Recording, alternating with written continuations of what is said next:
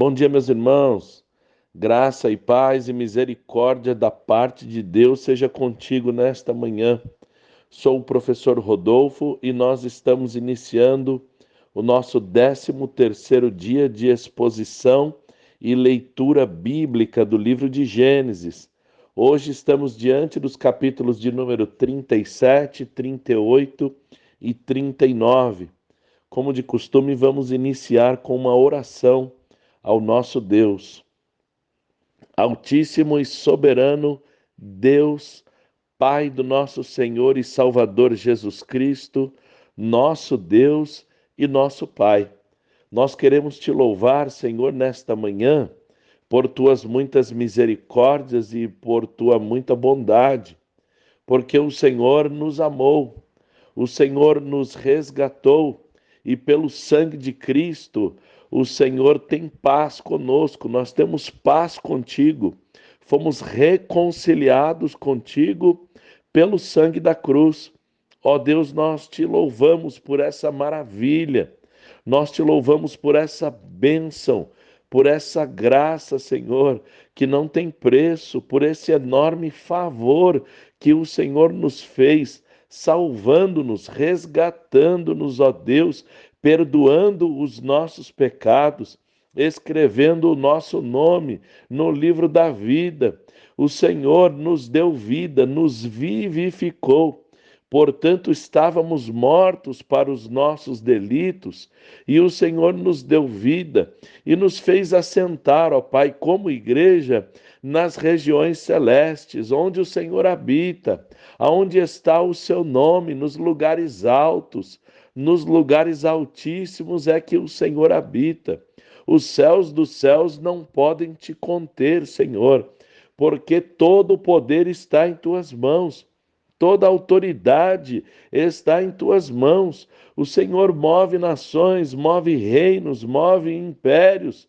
O Senhor conduz a história de maneira a nos revelar a tua vontade, a nos revelar a tua pessoa, porque o teu Filho Jesus Cristo, nosso Senhor e Deus, é a expressa imagem da tua glória, pelo que ele desceu do céu, se fez carne, nasceu para morrer e morrendo ressuscitou ao terceiro dia, e nós também temos essa esperança de sermos ressuscitados com Cristo no último dia, recebendo também juntamente com ele a herança da coroa incorruptível que nos está proposta, porque fomos batizados pelo Espírito Santo na morte de Cristo. E se fomos batizados com ele, também receberemos com ele toda a herança. Bendito é o teu nome.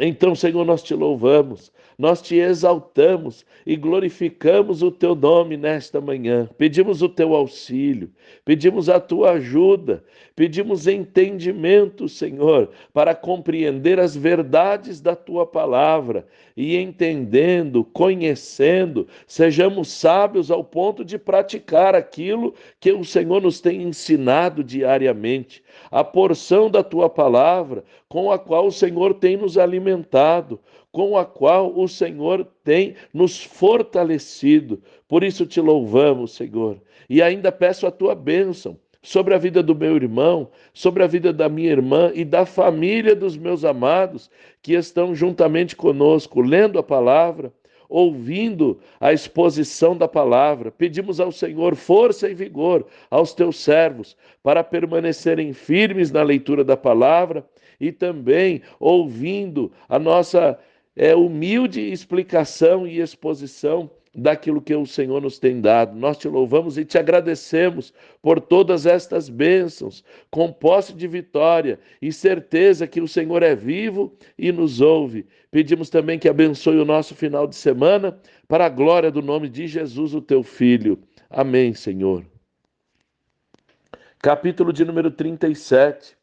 Jacó habitou na terra das peregrinações de seu pai, na terra de Canaã. José tinha 17 anos, apacentava as ovelhas com seus irmãos, andava com os filhos de Bila e com os filhos de Zilpa. Trazia más notícias deles a seu pai Jacó.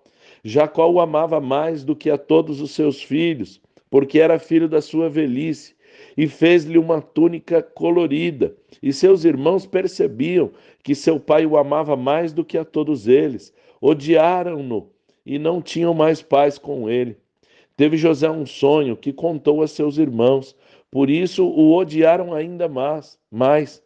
José sonhou que todos estavam atando molhos no meio do campo, e o seu molho se levantava e também ficava em pé. E eis que os molhos dos seus irmãos o rodeavam e se inclinavam ao seu molho. Então lhes disseram seus irmãos: Você pensa mesmo que vai reinar sobre nós? Pensa que realmente dominará sobre nós?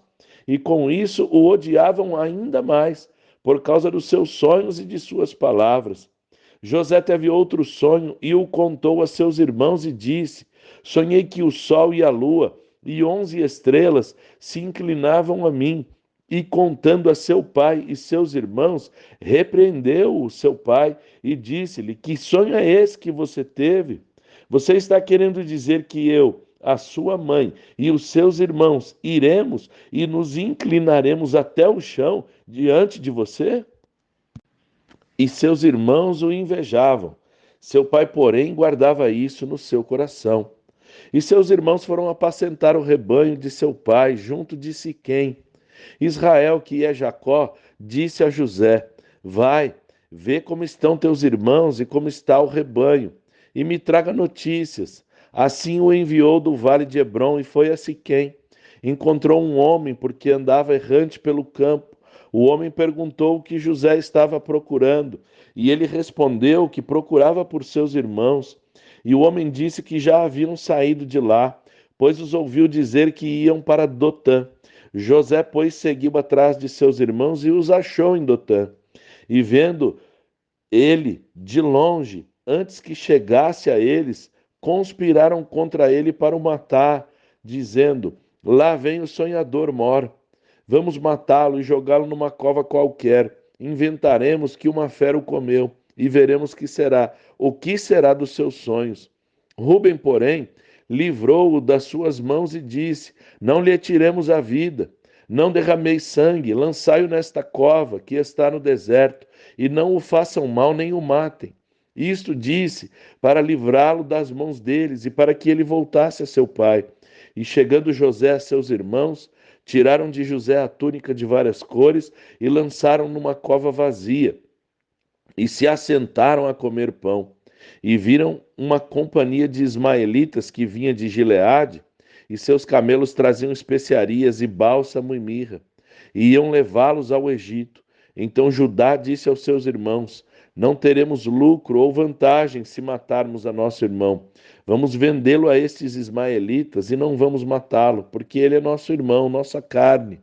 E seus irmãos obedeceram. Vamos fazer algumas observações agora.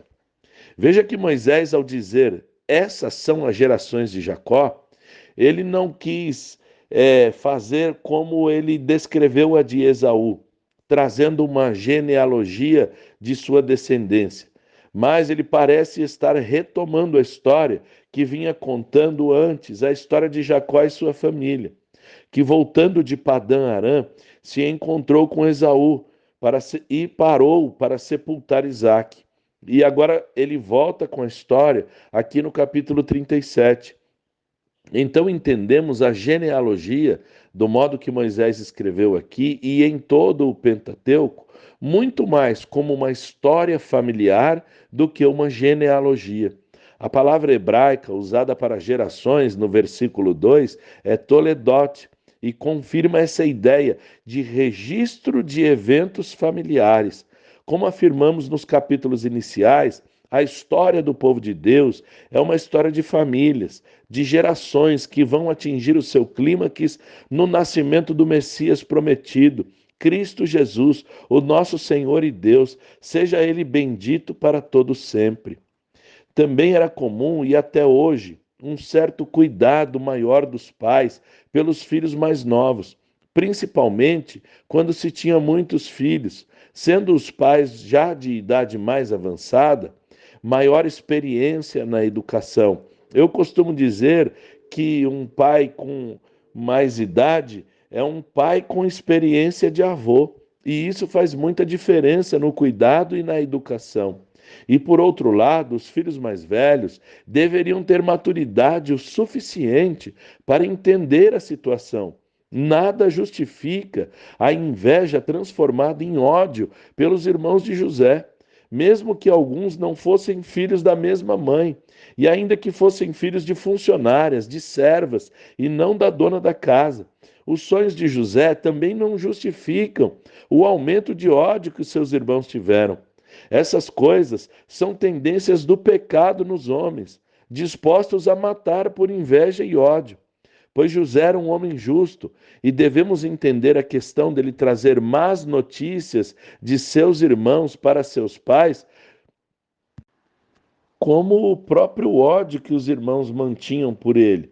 Então José contava para Jacó que os irmãos não tinham paz com ele, não falavam pacificamente com ele, mas agiam para com ele com inveja, com ódio, e nós imaginamos que ninguém de um dia para o outro resolve matar alguém. Os irmãos de José devem tê-lo irritado e provocado ele muito antes de tomarem essa decisão de matá-lo. Voltando ao relato bíblico, tiraram a José da cova e o venderam aos ismaelitas por 20 moedas de prata.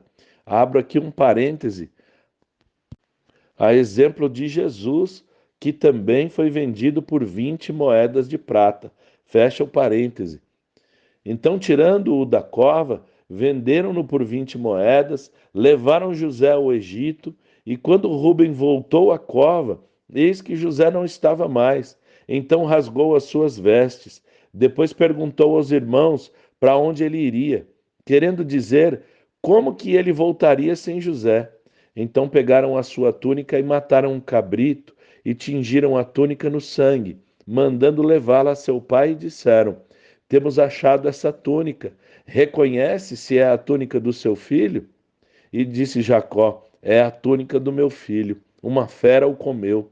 Certamente José foi despedaçado. E então Jacó rasgou as suas vestes, pôs saco sobre os seus lombos e lamentou a seu filho muitos dias. E levantaram-se todos os seus filhos e todas as suas filhas para o consolarem. Recusou, porém, de ser consolado e disse: porquanto com choro hei de descer ao meu filho até a sepultura. Assim chorou seu pai. Não poucas vezes parece que a dissimulação, a hipocrisia, já nasceu com os homens. Os filhos de Jacó tentam mostrar o que não são, se unindo para consolar o pai do próprio crime que eles cometeram. O crime só não foi maior, pois a recusa de Rúben em matar José era a própria providência de Deus em guardar a José da morte, pois assim Deus o escolheu e o colocou como aquele a quem foi separado para preservar a família e a linha sucessória da promessa de Deus, da terra prometida e do descendente da mulher, conforme ele mesmo afirmou mais para frente no capítulo 45 e versículo de número 4. Pelo que Deus me enviou adiante de vós, para conservar vossa sucessão na terra e para guardar-vos em vida por um grande livramento.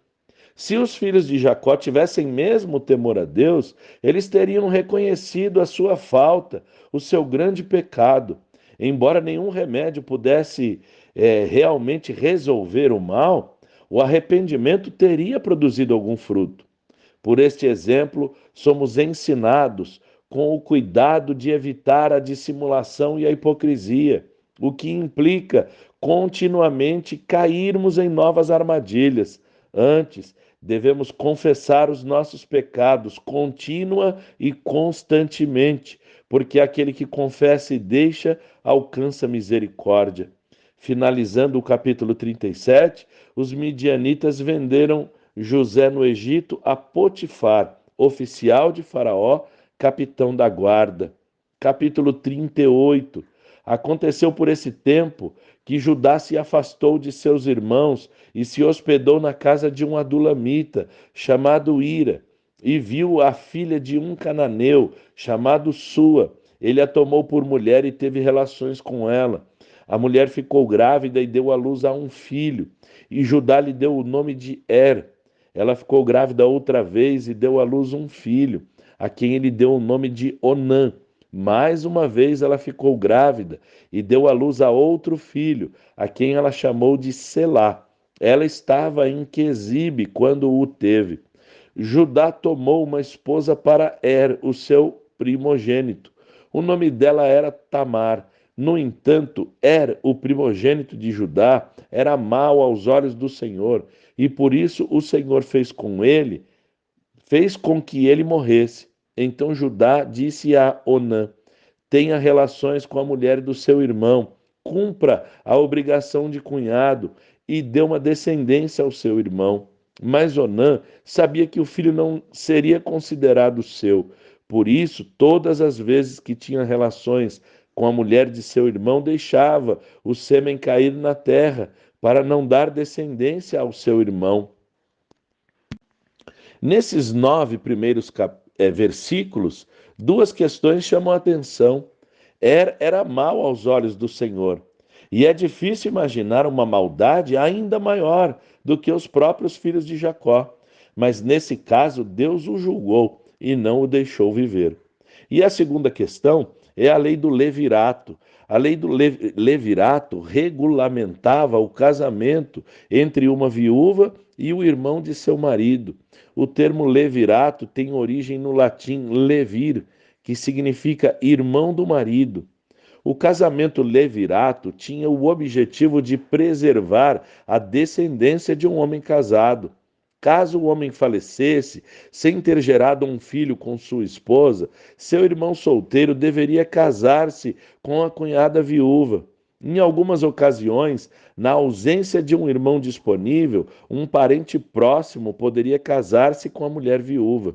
O primeiro filho do novo casal seria então considerado legalmente filho do homem falecido, incluindo as questões relacionadas à herança.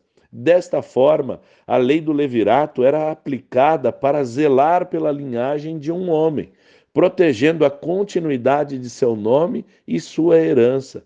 Desde muito cedo, já se tem notícias do casamento levirato como um costume no Oriente Antigo. Portanto, o casamento levirato não era apenas uma prática dos hebreus, mas também de outros povos. Há inscrições antigas que provam, por exemplo, a prática do casamento levirato na Assíria. Então, por saber que o filho não seria dele legalmente e sim do irmão, ele evitava que a cunhada concebesse, jogando seu sêmen na terra, evitando a gravidez e transgredindo a lei. E isso que ele fazia era mal aos olhos do Senhor, e fez com que também esse morresse. Então Judá disse a Tamar, sua nora: continue viúva na casa de seu pai, até que Selá, meu filho, cresça. Pois Judá pensava assim: é para que não morra também esse, como seus irmãos. Assim Tamar se foi, passando a morar na casa do pai dela. Algum tempo depois morreu a mulher de Judá, que era filha de Sua. Quando terminou o período de luto, Judá foi até onde estavam os tosquiadores de suas ovelhas, em Tímina, ele e seu amigo Ira, o adulamita. E alguém avisou a Tamar que Judá, seu sogro, estava a caminho de Tímina para tosquiar as ovelhas. Então ela se disfarçou, porque sabia que Selá já era homem e Judá não o tinha dado, não a deu por mulher para Selá. Quando Judá a viu, pensou que se tratava de uma prostituta e lhe disse: venha, quero ter relações com você, sem saber que era a sua nora. Ela respondeu: o que você me dá para ter relações comigo? Ele replicou: um cabrito do meu rebanho. Ela perguntou: você deixa comigo alguma garantia até mandar o seu cabrito? Ele respondeu: que garantia posso deixar com você? Ela disse: o seu selo, o seu cordão e o cajado que você tem na mão. Ele lhe deu os objetos, teve relações com ela e ela ficou grávida dele. Tamar se levantou e foi embora. Tirou o véu e o pôs outra vez. Colocou outra vez as roupas de viúva. Judá enviou o cabrito, mas o adulamita, seu amigo, não a encontrou. Então o amigo de Judá perguntou aos homens daquele lugar: onde está a prostituta cultual que costumava ficar junto ao caminho de Enaim?